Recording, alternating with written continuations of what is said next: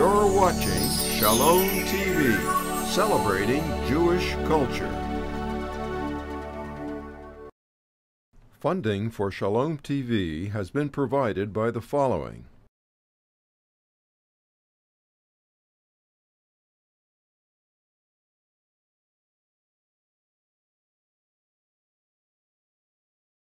And by viewers like you. The Israeli-Palestinian conflict always seems to be center stage in world attention. Now, especially after President Obama's major address articulating his foreign policy for the Middle East and North Africa. Coming on the heels of a unity agreement between Fatah and Hamas, an op-ed piece in the New York Times by PA President Mahmoud Abbas pleading for unilateral UN recognition of a Palestinian state in September, and a flap at City University of New York over an honorary degree for playwright Tony Kushner, whom one Jewish board member opposed on the grounds of Kushner's extreme anti-Israel positions. To address these contentious issues, we're joined now by two of American Jewry's most thoughtful and responsible leaders, Kenneth Bialkin, chairman of the America-Israel Friendship League, and Steve Gutow, executive director of the Jewish Council on Public Affairs, sharing opinion on this edition of Roundtable.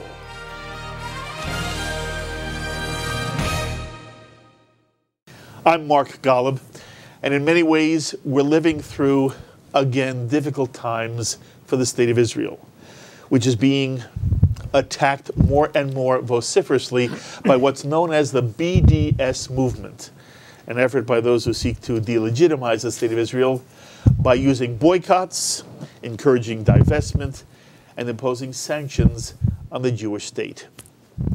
But lucky us, I'm extremely privileged to be sitting today with two extraordinary individuals who've helped lead American Jewry, if not world Jewry, throughout their personal and professional lives. First, I'm joined by Kenneth Bialkin, who simply said has at one time or another led virtually every major institution of Jewish life. He's currently the chairman of the America-Israel Friendship League, which builds bridges and fosters personal connections that give Americans a greater appreciation for the beauty and humanity of the modern democratic state of Israel. And I first got to know Ken Bialkin many years ago when he was a wonderful spokesperson for American Jewry, when he served as chairman of the Conference of Presidents of Major American Jewish Organizations. And Ken, I can't thank you enough for joining us. Thank you so much. It's my privilege. Thank you. And I'm also joined today by a friend whom I have the greatest respect and affection for, Steve Gutow, the president and CEO of the JCPA, the Jewish Council for Public Affairs, one of the most creative and important organizations on the American Jewish scene today. Steve is also a rabbi, a lawyer, a community activist who's mobilized the Jewish community on a broad range of social issues, from hunger and interfaith to the security of Israel. And one of Steve's most recent efforts has been in the area of civility, trying to secure a commitment to civil discourse on all of the most volatile subjects of the day. And Steve, again, thank you so much for joining us. I've wanted you in that chair for a long time. Thank you for coming out here. Thank you for inviting me. Gentlemen, I want to begin with your reactions to the speech of President Obama, which, as we are taping now, happened just yesterday. So we're in the absolute aftermath of that speech. Ken, when you heard it, what was your initial reaction to some of the things you heard President Obama say?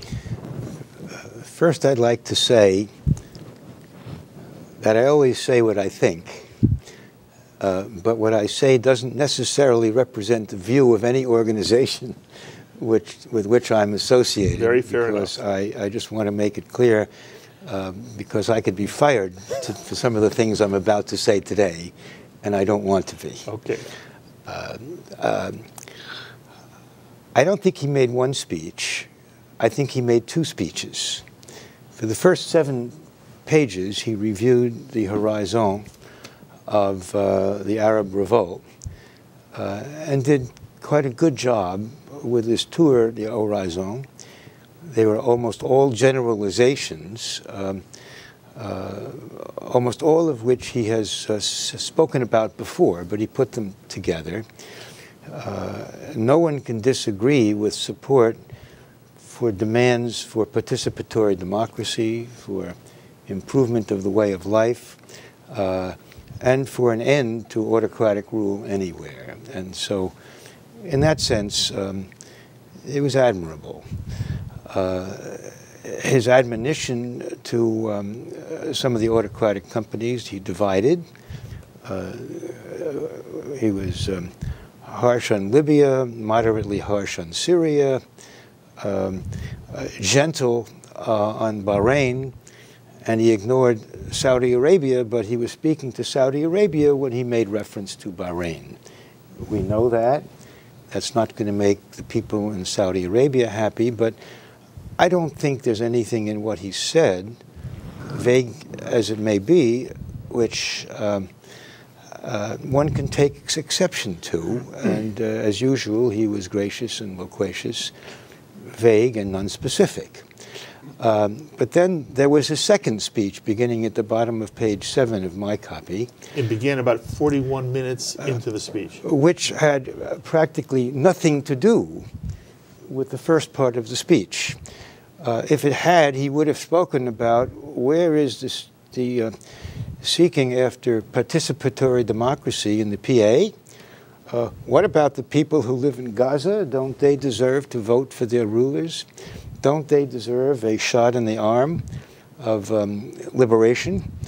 And how does one explain the hookup, we can talk about that later, between the PA and the Hamas, who all of a sudden seem to be legs coming from the same body. I don't think... he does refer to that in the speech. He does. He does. Hamas agreement. But my comment, note I made for myself when I read it, President Obama repeats the error of his Cairo speech. And if you look at the Cairo speech that he said in June of '09, it could have been said again today because what was the error? The error in the Cairo speech, he equated the historical claims of Israel and the Palestinians in the region. In doing so, he ignored, in my opinion, the religious and historical patrimony of Israel and the Jewish people. Did this speech disappoint you? It did disappoint me, because there are many of us, myself included, and possibly Steve also, who have felt that the Obama administration, beginning with the period of the Cairo speech, shifted the general tendency to support Israel in the Palestine-Israel equation. Most American administrations prior to that time tilted toward Israel. He began a tilt toward the Palestinians. That's what you feel? Yes, that's quite clear. And I and others have spoken out about that what he refuses to accept, although he says it's the case, is that the solution to the Palestine-Israel conflict lies in the failure or refusal of the Palestinians and the Arab states in general to accept Israel's right to exist as a sovereign state, as a Jewish state. Its legitimacy is always hedged. Abbas, speaks in some of his discussions about the desire to negotiate with Israel so that there can be two states. But he has never, and nobody officially from the Palestinian side and certainly from the Arab side, has said, we accept Israel as a sovereign state, as a legitimacy in the region. We look forward to living with them in peace. We want to make normal relations with them. That has never been said in any way.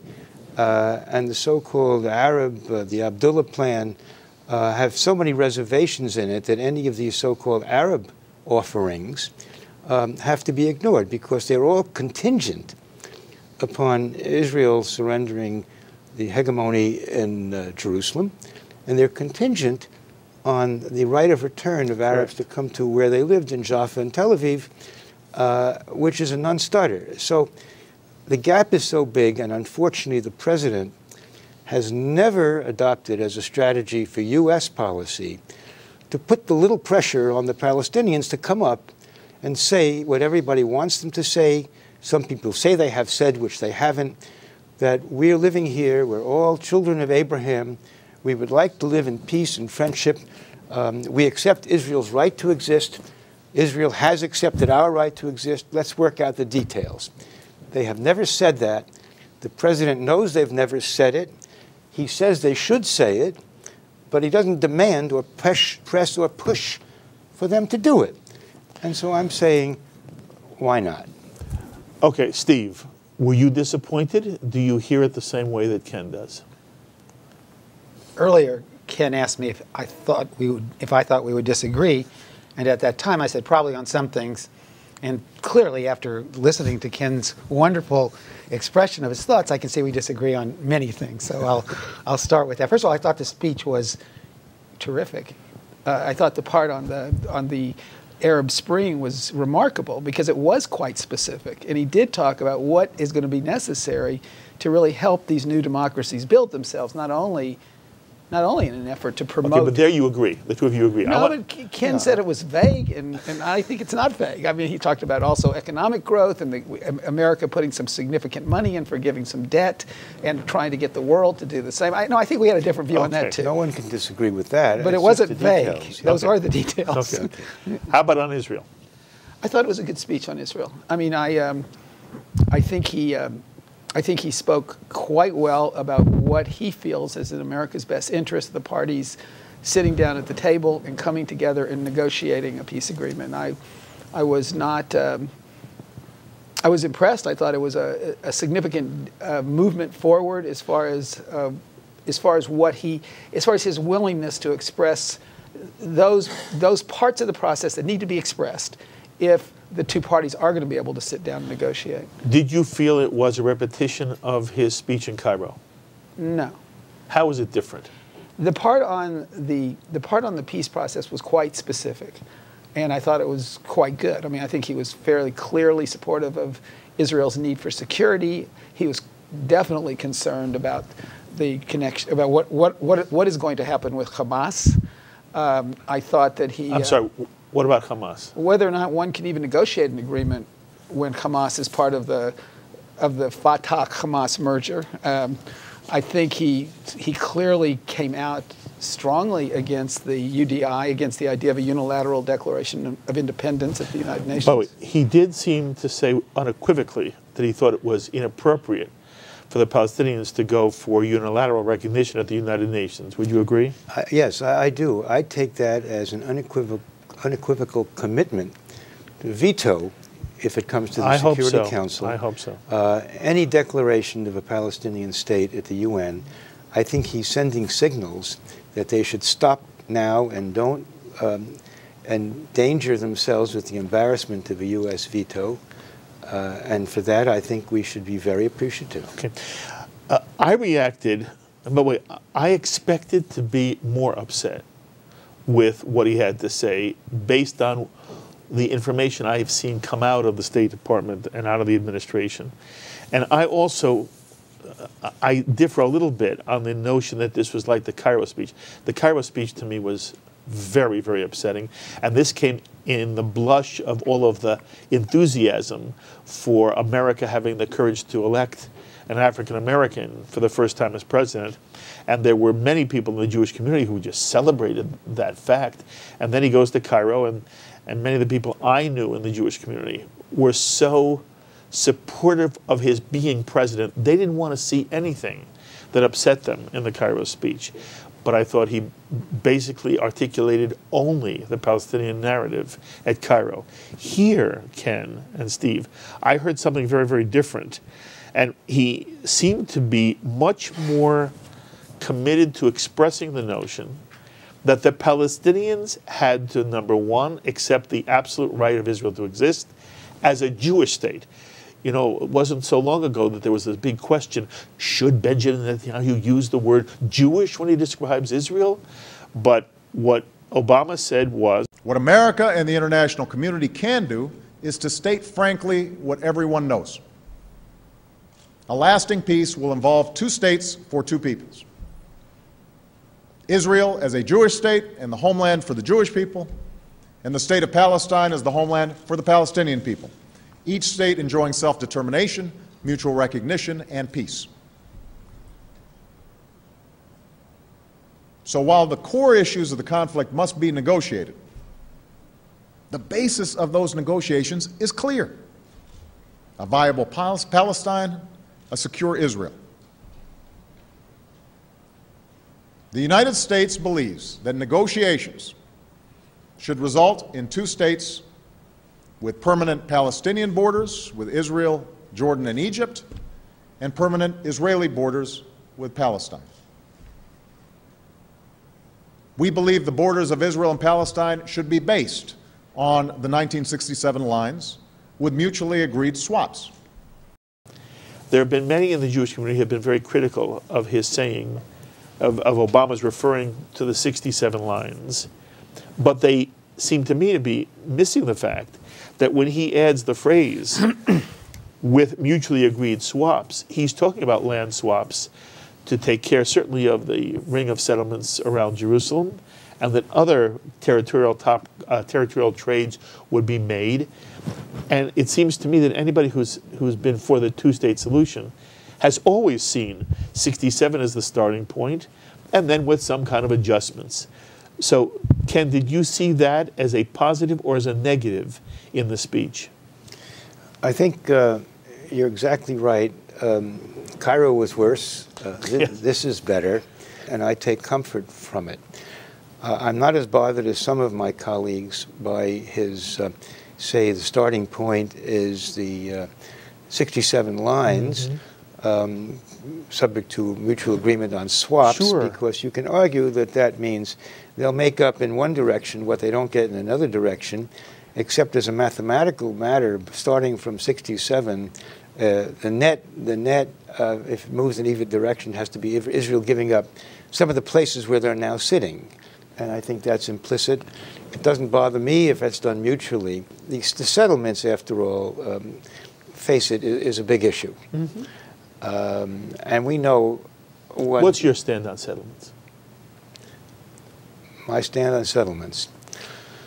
My personal stand on settlements is I start out from the fact that they're not illegal and they're not illegitimate, and they ought not to be an obstacle to peace. That has been the view in the Jewish community since 1982, to my recollection, with variations. And it hasn't changed. Different people have different views. I'm sure Steve's view on that is somewhat different than mine, but it's out there. I believe that Israel's claim to the land of Israel is legitimate. Do I believe they have the right to solely occupy it? No, of course not. That I recognize that there are people living there, that their rights have got to be respected, and that a fair negotiation should divide the area to satisfy the essential needs of both parties. And so would I like to see Israel there religiously and historically and as a matter of biblical justice? Yes. Do I believe you can kick anybody out?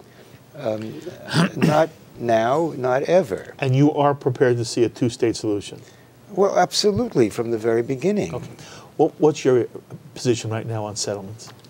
A little bit different than Ken's, but not all that much. I don't think that they are the issue that should stop the negotiations.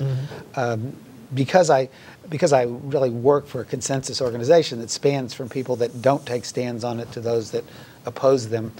I don't feel comfortable giving you my personal view on it. It wouldn't make no sense. But I think the Palestinians need to sit down and have a conversation, and then the world can move forward.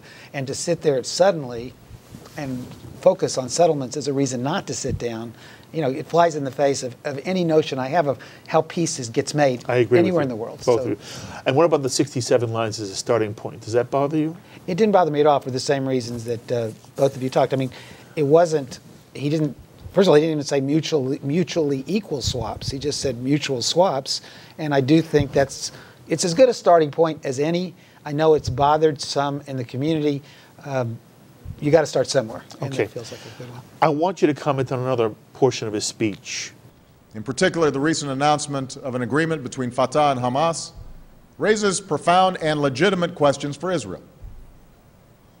How can one negotiate with a party that has shown itself unwilling to recognize your right to exist? And in the weeks and months to come, Palestinian leaders will have to provide a credible answer to that question. Some people have pointed out to me that they understand why and are pleased that President Obama would make the point that you can't negotiate with someone who is against your existence. But they feel that the last sentence, Palestinian leaders will have to provide a credible answer to that question, doesn't go far enough. And that what Obama had to say was that Hamas and Fatah both must take the position that Israel has a right to exist, and you can't ask Israel to sit at a table. And the Palestinians can't ask us, the Americans, to endorse peace talks until Hamas and Fatah are ready both to say publicly. If the president, in posing his rhetorical question, which he answered rhetorically, had articulated the outlines of an answer just as you just gave, Yes. I would sign on. But he didn't say that. Other people have said those things. Everybody knows that day must come. Everybody knows that unless and until Hamas, maybe, and the PA have got to sit down and say to Israel, we accept your right to exist. We accept you as a Jewish state. We want to live with you in peace. And this is an end of conflict, and we will bring nothing further to the table. Do you agree this does not go far enough? I think he leaves that open. And as a result, I wish he had been more forceful about it. What do you feel?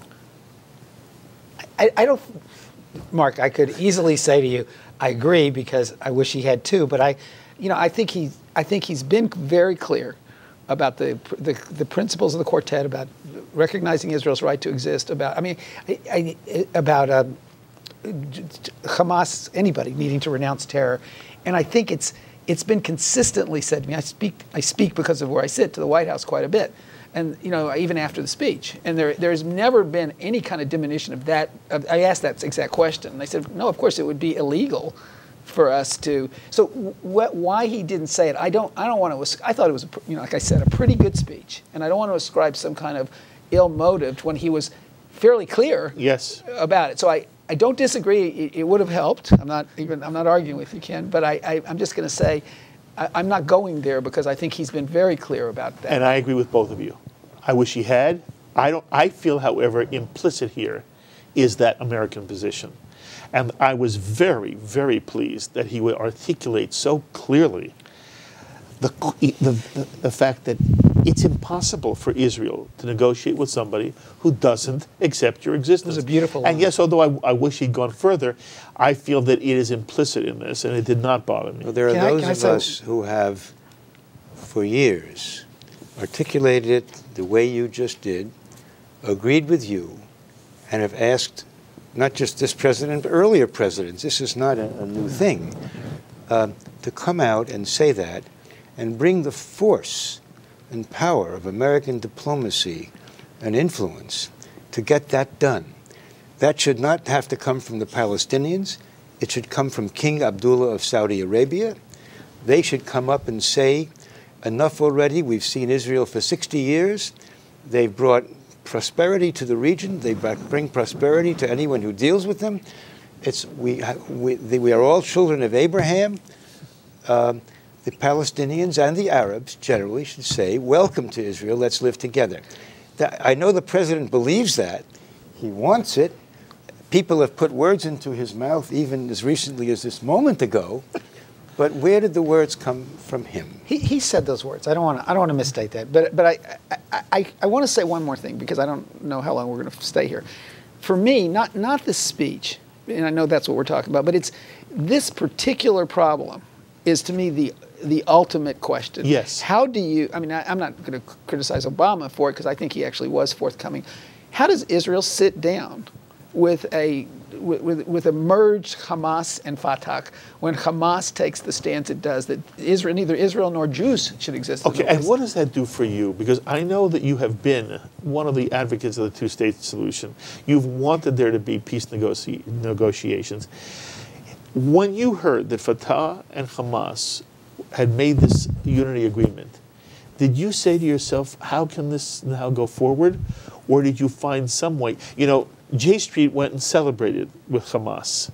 J Street took the position that this was a very positive step forward, because one of the problems was there was no unity, no one group of Palestinians to make peace with, and now that Hamas and Fatah seem to be making a unity agreement, now there could be some kind of comprehensive peace with the Palestinian people. So where did you stand when you first heard about this Fatah-Hamas agreement? Well, let me just say, from J Street's mouth to God's ears, I wish that it would happen. It made me sick to my stomach, because I don't feel, I feel very queasy about the idea that there's, I'm a rabbi and I believe in redemption, that Hamas can actually embrace redemption, because it's such a fundamental piece of who and what they are. I would love to see them make the effort, not just little secrets and little nuances. And Mishal said this, he's the head of Hamas, and someone said this, so they must be changing. It scares me. It was discouraging, wasn't it? It's a very scary piece for me. We have on the phones right now a caller who's been watching us. We're going to go to Astoria, Florida, and I welcome Bella. Bella, thank you for joining us. Do you have a question or a comment? Thank you for hearing me. I have a comment. I have survived the Holocaust. I have come to this country and kissed its grounds 10 years after it. And I feel now that I'm back in Germany. Why is that, dear? Because Israel is surrounded by enemies who want to kill every Jew, and they say it, and they continue to say it, and here we are talking about something that is totally disenfranchising everything. We are not supporting Israel. We are not doing anything, and I'm too old to go and fight over there. That is what I wish to do. So I cannot understand Jews, and I'm ashamed of Jews that talk like this. I'm ashamed of them. That talk like what, darling? Like Mr. Gutow, that everything is fine and good. Everything is not fine and good. The only person that is really supporting Israel are the evangelical Christians. Bella, Nobody else. Bella, I appreciate very, very much your calling us, and I'm very, very appreciative that you watch Shalom TV, and I thank you very much. Steve, I should give you an opportunity to speak to Bella directly. What would you say to her? I would say, Bella, my whole life has been about loving and caring about Israel, and it will be for the rest of it. You and I may differ on the best path to take to do that, but there's never been an iota in my heart of hearts and in my mind of minds of not caring deeply and fundamentally about Israel. So just at least know that, even when we may disagree about the right path. I also want to say you have been very outspoken against the BDS movement about boycotts, divestment, and sanction, and against any attempt to delegitimize Israel. So I'm a little bit surprised that Bella heard you that way, and I wanted you to have a chance to say that. Sure, absolutely. Bella, I love you. I want you to know that you're not alone. There are those of us who wake up every morning, and the Holocaust and its aftermath is with us. I also want you to know that my view of the Arab-Israel conflict and the struggle that Israel has is related not only to the Quranic and nationalistic struggle that we see, but is related to the view of the role of Jews in the world, that it derives from a fundamental anti-Semitism in many quarters, that Israel is fighting anti-Semitism as well as the Arabs and others who revolt at its existence, and that some of us will never give up, so don't you give up either. What is your view of J Street? My view of J Street is that it's a misguided effort by people whose self-image is a problem because Israel is not perfect. You're not perfect, I'm not perfect. But my wife doesn't spend the day telling me all the things that are wrong with me. She says enough, but she doesn't say so much that I have to worry about whether I'm in the right place and doing the right thing. J Street and people like that, however well motivated, do not realize the harm that they do and the destruction of Israel democracy. They claim, and people like the Beinarts of this world, that Israel is not true to its democratic basis because, or Jewish values, because there are inequalities in Israel for various social and ethnic groups. My argument is if those inequalities are so much argued about in Israel, that's proof that Israel's democracy is vibrant and full, and that those people, Israelis or non-Israelis, J Street or Americans, who spend all that time in this day of crisis, in this time when Israel needs all the help it can get, when 100 and some odd countries may come to the Security Council in September and vote a non-existent Palestinian people into a sovereignty, that they ought to be doing something for the good of the Jewish people and not attacking their own kind. So that's my view. Some of my best friends are at J Street. Sense too. I have a different view than you do, Ken. I think J Street is an important piece of the mosaic of Jewish life, and I think that they give a conduit to a lot of people who think and believe and feel deeply that the best way to support Israel is in the way they're doing it. And I'm not one who knows the answers because I wasn't born that smart, and I won't die that smart. So I think it's, I disagree often with things they do and say, but I agree sometimes with things they do and say, and I'm glad they're there. And in the work I've done, and this is probably the most important thing I'm going to say, in the work I've done through the JCPA in terms of shifting a Presbyterian resolution that was incredibly anti-Israel to one that was quite moderate, in terms of trying to stop a divestment effort in Berkeley. Without J Street, without them coming in and strongly coming to the defense of Israel, we would not have been successful. We may not have been successful. I mean, they were certainly an integral part. So I want to say, for the things that some of us may disagree with about J Street, there are also times when we're not going to find anyone better to stand up to the plate than people that those on the left look at and say, they're like me and they're supporting Israel. They're just like me. They're just like this left-wing Presbyterian guy. And he says, and J Street comes and says, you can't pass that resolution. It's not for peace. It's not good for the world. It's not true. I heard the speech that the J Street person made. They have a right. They have a right to do that. I endorse their right to do it. To do what? To do or say anything they may have said that I disagree with. I'm sorry, who's the they? Are we doing the J Street? Yeah, but what Steve is pointing out is J Street has taken up the fight for Israel against the far left when the far left is against Israel.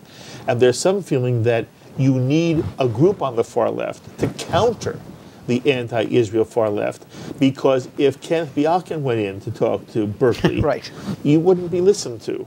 But if a J Street goes in and talks to the kids at Berkeley, they are listened to. That's the argument in favor of J Street. I don't want to get into that argument. I'd say there are good arguments, there are not so good arguments, there are weak arguments and strong arguments. that is a very weak argument. No, I'm no, not, Ken, I'm not Ken, arguing that it's an argument. Ken, it's not a weak argument, because what I said to you was told you two examples, two really specific examples. One last summer in Minneapolis at the Presbyterian Convention, when J Street really helped us turn the tide, and we can ignore it at our peril. Well, I'm glad to see that some of the things they do are constructive, but I want to point out, we at the AIFL, the Friendship League, the first time the Presbyterian Convention voted for divestment, we sponsored and hosted a delegation of Presbyterian lay people. We brought them to Israel, exposed them to what they could see, and when they came back, they all wrote letters and petitioned their synod, or whatever it is makes those decisions. I don't say they and we were instrumental, but I think that we were also influential in getting the Presbyterians to see the wisdom of, or the lack of wisdom in the way they were headed. No doubt. Okay. I want to quote at the moment from Mahmoud Abbas's New York Times editorial. It was published on May 16th. I want to read one paragraph. I don't know that there will be any disagreement among us, but I do want comment from you.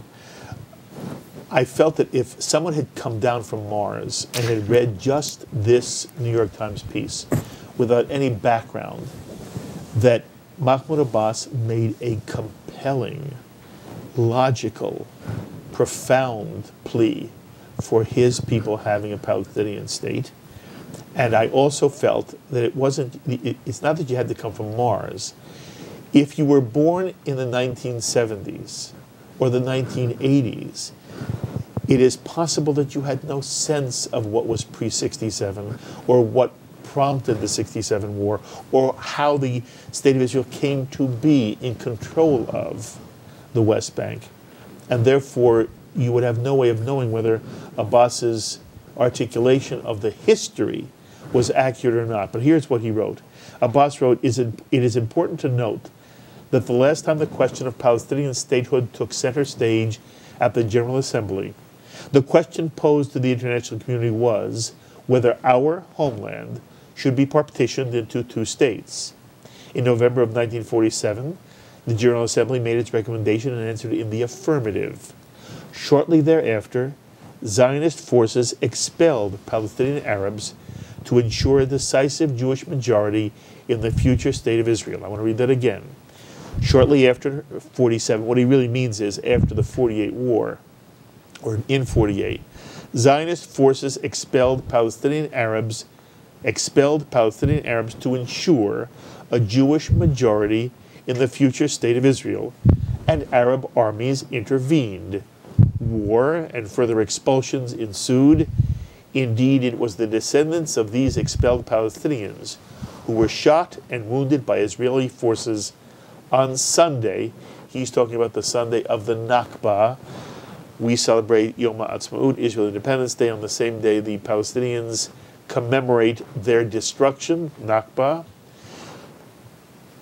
It was the descendants of these expelled Palestinians who were shot and wounded by Israeli forces on Sunday as they tried to symbolically exercise their right to return to their families' homes. Steve, to what extent is Mahmoud Abbas giving, albeit from his perspective, an accurate description of what you feel happened in 47, 48? To what extent did Israel was Israel's creation on the backs of expelled Palestinians? Israel's creation was because of the hopes and dreams and visions of the Jewish people for thousands and thousands of years, and what happened in the 60 years preceding Israel's creation was an amazing experience of Jews, both because of a deep love, and deep optimism, and also because of persecutions all over the world coming together in a land that has been ours from the beginning of the Torah. But what Abbas does is he takes, and I read the editorial. In fact, we commented on it in the press. He takes historical questions as to sometimes it might have been Israel pushing Palestinians out, but mostly it was Palestinians reacting to Arab radio, asking them to leave so that they could come back later. And Israel is sitting there in a world where they're being attacked by 4 or 5 armies. You know, it isn't hard to see that if the Palestinians had wanted a state in 47 or 48, they could have had one. They could have had one. It was theirs to take. And the fact that they did not seem to make that article. It seemed to be out of that article. It was a tragic piece of historical revisionism. Not so much that there might be little truths. It was just that the bigger truth was not what he talked about. It was he missed it. Would you like my mild view on that? I'll start by saying the great mistake of judgment was in the New York Times op-ed editor who would take a piece of historical writing which didn't have a shred of truth, which came from a biased source, and put it out for readers of the New York Times, most of whom don't know much about the history anyway, and launch this missile of disinformation.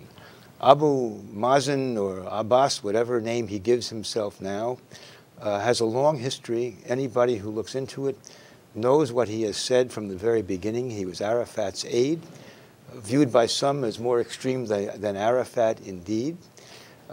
People should look at what he says to the Arab world in the Arab press and privately when he's not writing in the New York Times.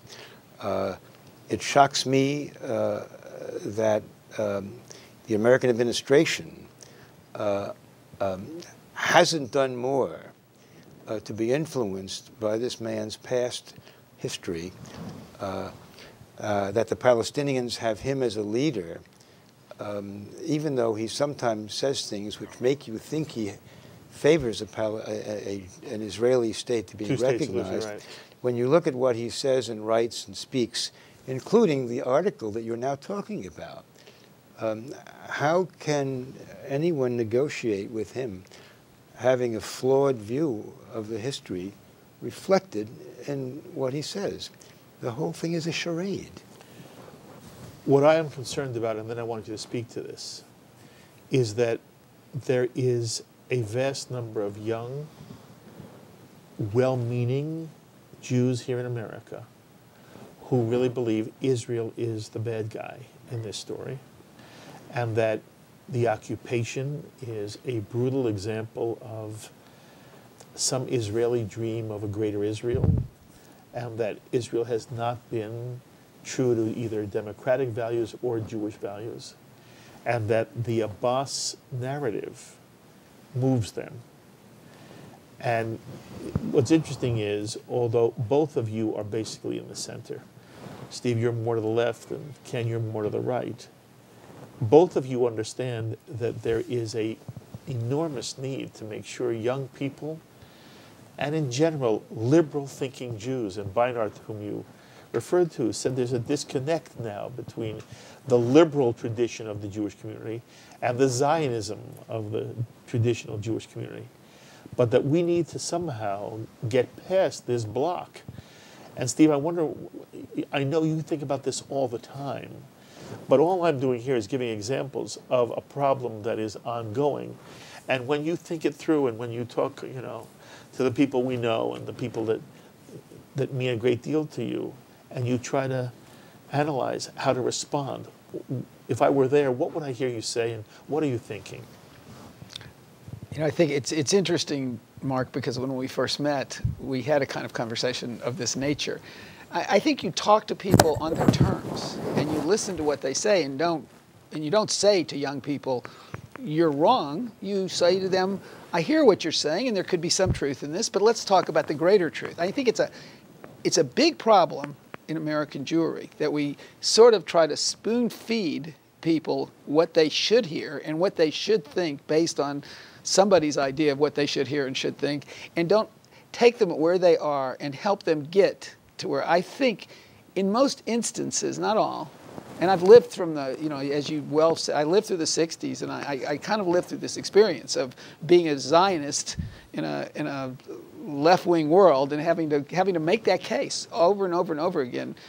But I do think people move with you. And in fact, fascinatingly, in the last couple of years where I'm sitting, a lot of my friends from Texas who have really made it, not Jewish, have come to support the things that we believe in, the three of us probably believe in, because of those early talks of trying to, but if I'd looked at them in the face and said, you're dead wrong, I actually felt some of those concerns, so it was easier for me to feel them.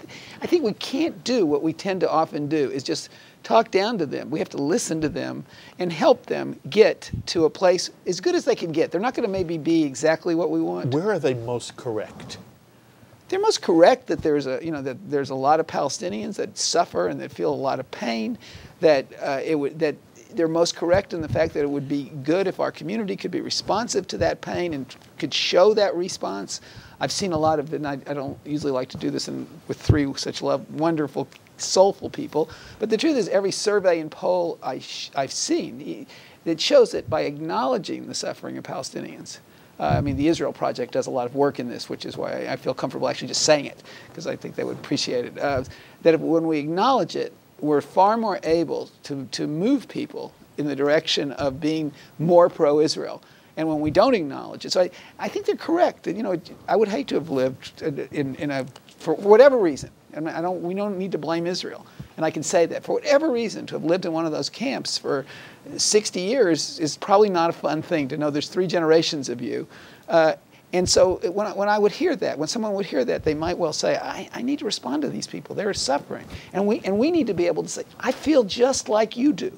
But there's a different way to look at it. It's not that Israel's wrong. It's that there's a way to help repair this. And we need to work at it from that angle, with knowing what Israel's been through also. I have great admiration and personal friendship and respect for Steve. But you didn't put those people in those camps. I didn't, and neither did Israel put those people in those camps. They've been kept in those camps by conscious policy of the Arab world to gain support and sympathy for them. I can think of dozens of other people who have suffered any place in Asia, in Africa, who are more entitled to your sympathy and my sympathy than these people are. And in terms of how we deal with American liberals or leftists, Jewish, if they're Jewish, my friend Norman Podhoretz has explained that their liberalism has replaced their Judaism, and that their tribal affiliations may have lost them. These people may be educated, but they're not educated. They are credentialed. They have degrees, and maybe they have good jobs, and they're professionally excellent. But something happened to them when they grew up. I personally am not inclined to spend my time trying to psychoanalyze and trying to cure them. I'd rather reach out to people who understand argument, who are willing to read and understand history, who believe that we Jews live in the tradition of Abraham, Isaac, Jesus, David, and that we have a mission to help each other and to help Israel. And I think there are many people in America and the world who are more likely to come and agree with us than a lot of people whose tribal notions and tendencies have sent them awry. Maybe when they grow up they'll know better, but someone else than me is going to have to educate them. Ken, are you in any way optimistic that in the foreseeable future there can be a peaceful agreement to implement the two-state solution? It could happen tomorrow. Are you optimistic? Yes, I am very optimistic, and I believe that the Arab Spring, the rebellion, the cracking open of a rigid Arab society is the first good sign. We hope something good of it comes. That's why I'm disappointed that we haven't been stronger, for example, to let Egypt know that unless they support the the Egyptian-Israel peace treaty, and live up to it instead of abrogating it as they have threatened to do, their support from the United States may not be quite what they thought it was. If I were a member of the general staff of the Egyptian army, I would not want another 2,000 or 3,000 miles of front exposed. They won't do that. Okay, but you think there could be a peace between Israel and the Palestinians? Only if the United States uses the good offices, which I've tried to say earlier, the good offices of being able to move them off the narrow pedestal of rejectionism. It's very, very close. Wow!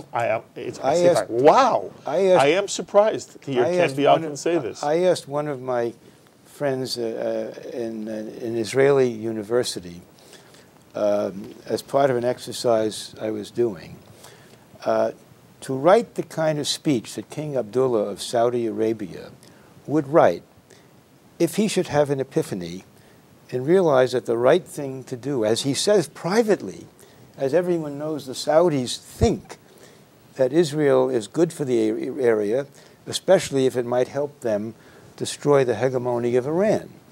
And I asked my colleague to have his Arab experts at the university write a piece that, and this is almost a year ago, that King Abdullah could take to Mubarak, could take to Gaddafi at the time, could take to Assad, and you with a uniform front that would say basically, we're all children of Abraham. We've seen now that Israel is not an epidemic of evil, that it's possible to live with them. Let's find a way and let's do it. And I'm looking for the third draft of that speech. That's very good. That I would hope would Again, someday come. I am surprised but I do believe, yes, that it's possible. Okay. But, so, Steve, do you believe it's possible for there to be peace now between the Palestinians and the Israelis? I definitely believe it's possible. I'm not nearly as optimistic as Ken. How interesting. Because? I'm not sanguine about the fact. I mean, I do see the world as in Israel, but as the world between the Israelis and the Palestinians, and I'm not sanguine that either side totally would feel comfortable sitting at the table. The Palestinians, I'm not sure, want to unless they were to have the right of return. It scares me. Doesn't mean I'm not willing to go the route. Doesn't mean I'm not willing to ask them to sit. And it doesn't. And I wonder if Israel. You know, I guess I've seen since the Second Intifada a diminution of in the sort of center middle, the center left, of a feeling that there's a real possibility of an honest peace. So it scares me. I still think that within the boundaries of what allows Israel to feel physically secure, it's physically secure and spiritually secure, I think within those boundaries, she should and she will, I'm sure, make every effort possible to do that peace. But I'm not optimistic. Okay. I have to tell you, gentlemen, I want it very badly. I have argued for a two-state solution, not because of demographics, not because of democracy, not because of some kind of a Jewish identity, but because the Jewish world has always understood since the 30s that it's the fair way to resolve an issue. Two people claim the land, we will share the land. So I really hope at some point two peoples are willing to share the land. Can I point out? I don't see any indication, I mean any indication, that the Palestinian leadership is at the moment interested in sharing the land. We didn't talk about the fact that Obama put into his speech that the Palestinian state should be demilitarized. I do not believe that the Palestinians will accept that. He mentions the issue of the right of return and Jerusalem. Jerusalem, I think, is doable, but unless really the Palestinians are using the right of return as a bargaining chip, which they're already willing to discard, it's over. It does create in me a sense of I don't worry as much as you do about the law of return, because there's no way there's going to be a right of return in an Israel. There would be no Israel. It's got to be a given. So whether there be some compensatory, rationale or exchange with money, that's one thing.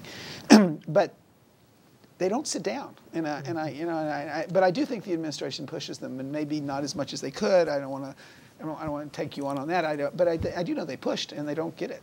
All right, in the very few moments we have remaining, I want to just touch on this other issue, just because I love to hear what the two of you say.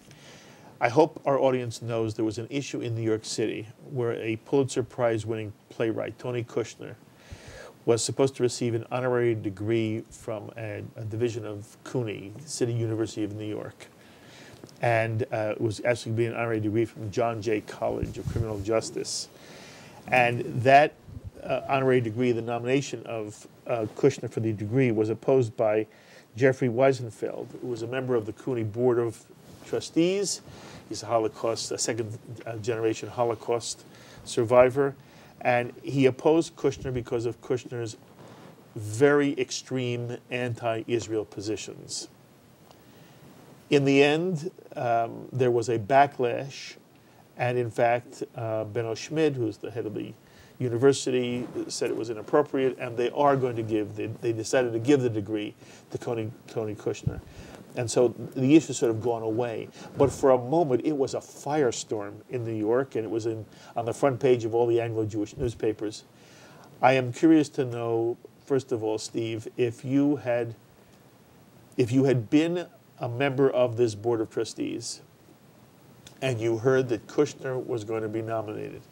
Kushner, by the way, won a Pulitzer for Angels in America. He's also the playwright who did a controversial film, which many in the Jewish community did not like, Steven Spielberg's Munich, which seemed to be very one-sided for the Palestinians and told the story of the tragedy at Munich Olympics, and yet it was sympathetic to the Palestinians. Anyway, would it have been appropriate to deny someone an honorary degree because he opposes the policies of the State of Israel? I don't believe so, and I'll tell you why.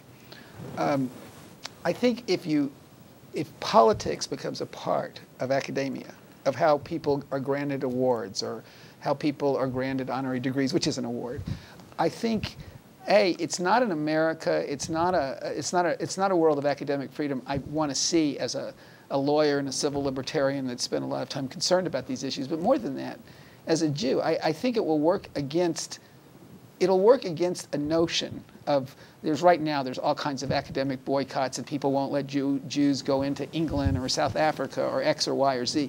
I think that it creates a kind of a chaos in the world that's not okay, and I also don't agree with it. So I want to say that I've thought about it a lot, and I will say this: if it's about a very specific bigotry, a person hates gays, hates blacks, hates Jews, I think that I think needs to be discussed. But because Kushner, Kushner actually disagrees with you. He says he supports, a two-state solution in Israel, and he says that some of the. I mean, I haven't gotten into the specifics of why he says that he does support two, because I know he said some pretty horrific things. But I don't agree with him.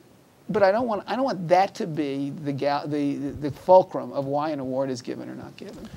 If the Grand Wizard of the Ku Klux Klan had written a Pulitzer Prize-winning play, would it be appropriate for CUNY to give the Grand Wizard of the Ku Klux Klan an honorary degree on the same grounds that you want to give it to Kushner? Mark, the answer is, I think when I hear about a prejudice or bigotry against a race, a religion, I don't know the answer, because I'd want to think it through, and I haven't thought it through. I think if it was that, it would move me to a new place of scrutiny and looking. Because Kushner does not believe there should be an Israel, or does believe there should be an Israel, depending on who's looking at it, I don't think that should be the answer as to why we give or don't give honorary degrees. Okay. I want to say, and then before I come to you, Ken, I agree with everything you've said. Except? No. I agree with everything you've said. I believe that the Jewish community is always served by the First Amendment, and that there's a difference between being against a people or being against the government's policies. But there have been Jews who've said to me that the mistake is there is veiled anti-Semitism in the anti-Israel movement. that the attempt to delegitimize the state of Israel, we come now back to Bella in a way, the attempt to delegitimize Israel is not about policy. It is really an attempt to say the Jewish people are in some way not entitled to a homeland of their own, and that there was a very famous statement, I think it was by Amos Oz, who said that 50 years ago his grandfather would go into a bathroom and read on the wall, Jews go back to Palestine. And now the Jew goes into the bathroom in Europe and the wall reads, Jews get out of Palestine. And that what really this is no different than an assault against a race, a people. But it's veiled as anti-national policy. And although I agree with you, I have to say that argument gives me pause. And you would say? I would say one can't generalize. It's much more difficult to make that argument against a Jew. For me, I mean, it's doable. I don't want to say Jews can't be anti-Semitic. I don't think Tony Kushner's anti-Semitic. I have great problems with his stance on Israel. I don't think he's anti-Semitic, and I don't think... I think it's worth thinking about if someone's anti-Semitic. The Ku Klux Klan guy that you talked about. And I think there may be people who use delegitimization and BDS as a part of an anti-Semitic way of thinking, but not all.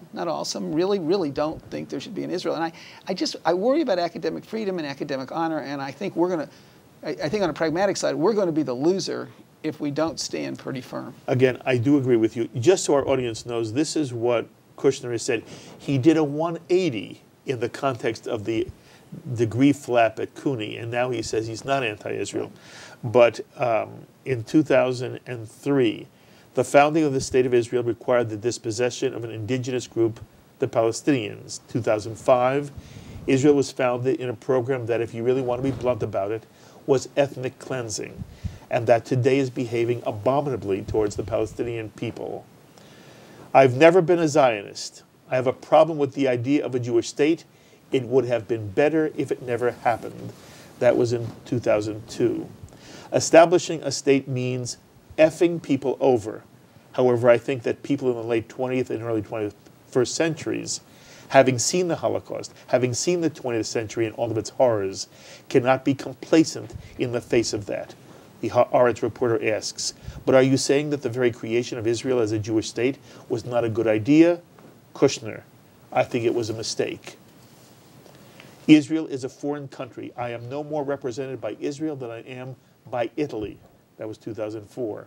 I have huge problems with Zionism. As a Jew, I have always said the promised land seems to me to be the Constitution of the United States of America. The Israeli-built security wall should come down. The homeland for the Palestinians should be built up with a strictly enforced peace, not enforced by the Israel Defense Forces, but by the United Nations, 2004, on and on and on.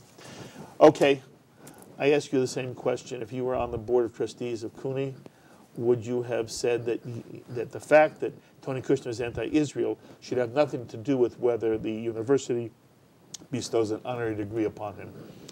I agree.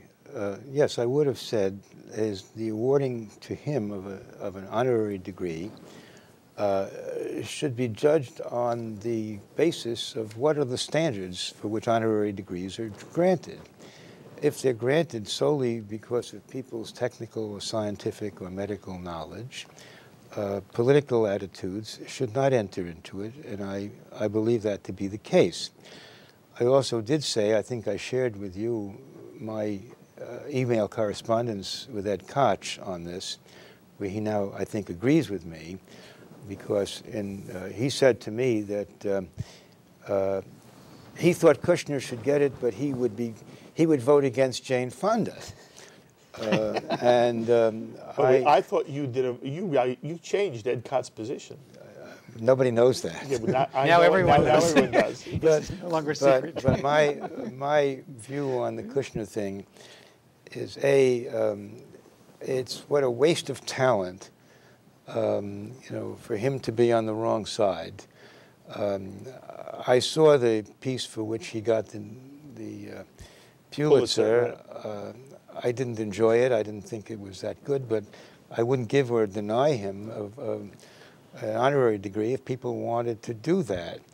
What I did say to Ed is that if it were me sitting on the board, knowing something about Kushner, I could not in good conscience vote for him for any honor or any recognition because of the way I felt about what I know about him. That's not a political thing, it's a personal thing. That it fits into your question about, the chairman of the Ku Klux Klan. I wouldn't vote for him either, even if he were getting a Nobel. You've done something extraordinary. He found the cure for cancer. Those people could get along in life without my support. I have to live with myself, and I have to vote the way I vote based on. But you said you wouldn't deny him the award in theory. If others wish to give it to him. But you wouldn't. Hague is into Hague. I mean, as far as I'm concerned. Okay, I want to flip the question now. There's a move to remove Weisenfeld from his position as a trustee. Has Weisenfeld done anything to merit his being removed from the Board of Trustees of CUNY? Shouldn't take you that long to answer that question. No, I'm a thoughtful person, and I hadn't thought of that. Okay, the other day they forewarned me, so I was ready. My not very long thought out answer, because Ken won't let me. He's thinking I'm as quick as he is no. I don't think so. I think you have a right to have different opinions. First of all, he has a term of office by statute that runs for another 10 years. So there's no way they can get him out. But you know what I'm asking. There's a move to remove him. Is it appropriate? It would be a discredit to the university. I know Jeff Weisenfeld. He's a good man. Yes, but he's a really good guy. He's somewhat an exaggerative. He may be extreme in what he says. And I think the world is full of people like that. Probably half the trustees of most universities are on that. It would not be a grounds for removing him, in my opinion. Just a quick. I now have had the time to think about it. It would be outrageous to remove him. It would be doing exactly what we don't want. In some ways, even worse. Yes. In some ways, even worse. Because the fact that this man stood up and said something he believed is his right. We're part of this world. We're part of America. We do that. I'm glad you took a moment. I needed to get that osmosis in me. I love the two of you so much, and rarely do you get to sit with people who can think through issues and have thought through issues. You kid, I didn't have a moment of thought. You both have been on the front lines of Jewish life your entire career, and you're still going strong. You should live to 120 and 150 and then more. We will continue, Ken, to look to you for guidance and leadership. He's only 47. I don't deserve any. Oh, please. What you have done in every area of this Jewish world has been extraordinary, and you continue to do so. What I wanted to say, though, is that when one does something in which you believe, you derive more pleasure, more satisfaction, more psychic income than you can imagine. I'm happy to take the slings and arrows of most of the people who think I've done something wrong or stupid, as long as they give me a chance to explain the way I feel. I don't care who disagrees with me. I don't care if they agree with me. I never expect anything I say to change anybody's mind, but I'm always very glad to share my own thought. And the other thing I would like to say to Bella, I agree with her. I think that anti-Semitism lies in the heart of so much of the world. It lies at the base of the actions of many of the countries who vote in the UN religiously with the Muslim group and against Israel. I could, if I had the time, I would explain more why I believe that.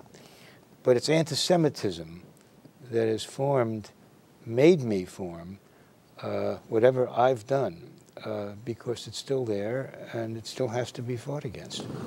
Can I have you back often? You'll get tired of me. And Steve, you're one of my favorite people in this world. I can't thank you enough. And I love the way you think and the way you bring heart to every issue of importance to the Jewish community and the American community. You have done a tremendous service, both of you, a tremendous service, both to our people and to the American scene. And the same to you. Well, that's very sweet of you. I really feel I'm in the company of two of the giants of American Jewish life, and that you would go out of your way and come out here and sit with me for this amount of time and talk to our audience is a great, great gift you have given me and all of our viewers. And again, I want you to just say to me you'll come again, because I love having you.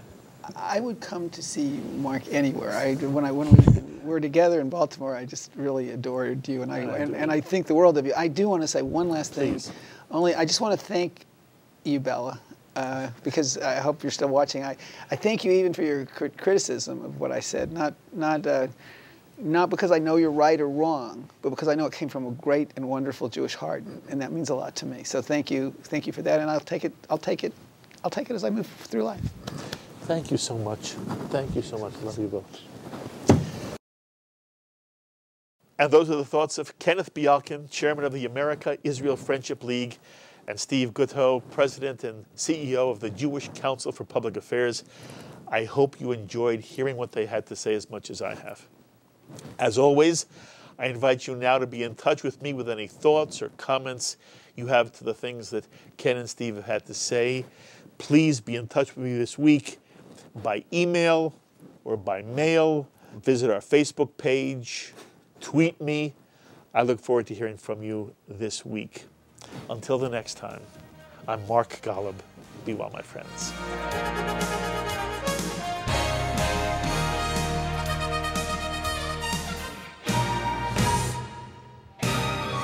We would be pleased to send a complimentary DVD of this program to anyone who can send a tax-deductible contribution of $36 or more to the nonprofit organization Jewish Education in Media to help support our programming.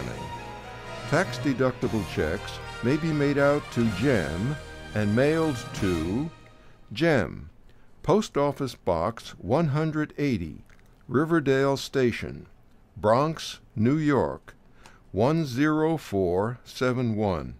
Please indicate the program for which you would like a DVD, and we thank you for your kind support.